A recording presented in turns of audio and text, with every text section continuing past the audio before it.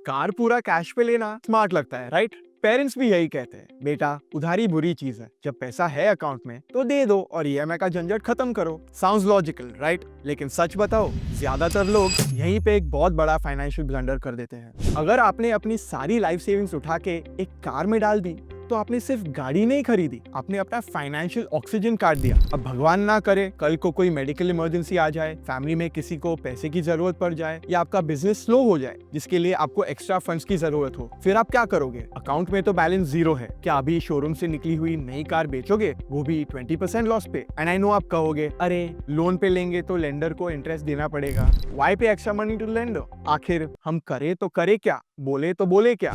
तो इस वीडियो में मैं आपको मैथमेटिकली प्रूव करूंगा कि कैसे आप ये सारे इश्यूज मैनेज कर सकते हो और साथ ही साथ दूसरे कई बेनिफिट्स भी पा सकते हो। तो चलो इमेजिन करो आपके पास 10 लाख रुपए है, कार भी 10 लाख की ही है। ऑप्शन ए, आपने पूरा कैश दे दिया, रिजल्ट कार आपकी पर बैंक बैलेंस जीरो। तो अब अगर अगले महीने जॉब मार्केट क्रैश हो जाए तो आपके पास सर्वाइव करने के लिए भी शायद कैश नहीं होगा। Interest given 0%, stress taken 100%। Option B, आपने महिंद्रा फाइनेंस जैसे किसी ट्रस्टेड एनबीएफसी में एफडी करा ली और कार का लोन भी ले लिया। रिजल्ट, कार भी घर आ गई और एफडी में सेविंग्स भी सेफ है। मैं इसे बुलाता हूँ चैन की नींद फंड। पर इससे एक और प्रॉब्लम सॉल्व होती है, ज्यादा इंटरेस्ट पे करने की। यहाँ आप लोन का जो इंटरेस्ट दे रहे हो उसमें से फिलहाल 7% इंटरेस्ट तो आपको एफडी के रिटर्न से मिल जा रहा है। इनफैक्ट अगर आप वही सेविंग्स म्यूचुअल फंड में डालते तो क्या पता शायद वो भी एक्स्ट्रा ना देना पड़ता।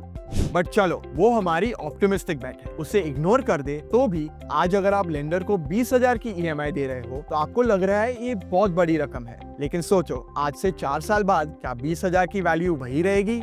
नहीं, इन्फ्लेशन की वजह से पैसे की परचेसिंग पावर कम होती जाती है और आपकी सैलरी बढ़ती जाती है। बेसिकली 2030 में जब आप बैंक को 20,000 रुपए दे रहे होंगे तो उसकी रियल वैल्यू आज के शायद 16,000 के बराबर होगी और आपको सैलरी इंक्रीमेंट्स भी तब तक 4 बार मिल चुके होंगे। तो बात ऐसी है कि जब आप कैश पेमेंट करते हो तो आप आज का महंगा पैसा यूज कर रहे हो, जब आप लोन लेते हो आप फ्यूचर के सस्ते पैसे से पेमेंट कर रहे हो। ये कॉन्सेप्ट थोड़ा टेक्निकल है, but in short paying later is almost always cheaper in a growing economy like India. यहाँ आपको अप्रिशिएटिंग एसेट्स ज्यादातर कैश पे और डेप्रिशिएटिंग एसेट्स लाइक कार ज्यादातर लोन पे ही लेना चाहिए, depending on your needs and financial situation. वैसे इंडिया जैसी इकोनॉमी में आप एफडी के साथ थोड़ा ऑफेंसिव भी खेल सकते हो, बिकॉज अगर आप सेविंग्स वाले पैसे कंजर्वेटिव हाइब्रिड फंड्स या इंडेक्स फंड्स में डालते हो देन आपको लगभग 12% तक के रिटर्न्स मिल सकते हैं, specially over a long term, and ये एक्चुअली आपको प्रॉफिट निकाल के देगा।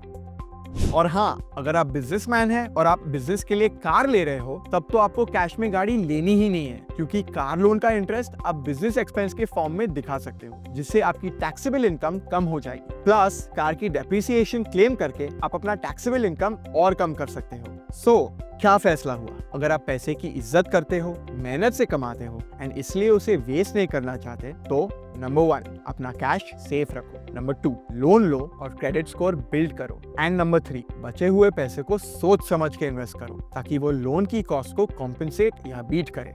एंड इमोशनल होकर नहीं, फाइनेंशियल कैलकुलेटर यूज करके डिसीजन लो। कैलकुलेटर आपको महिंद्रा फाइनेंस की वेबसाइट या ऐप पे मिल जाएगा, साथ ही साथ बढ़िया लोन्स एंड एफडीज के ऑप्शंस भी। और ऐसे ही और वीडियोस के लिए सब्सक्राइब जरूर कर लेना। मिलते हैं नेक्स्ट वीडियो में, बाय।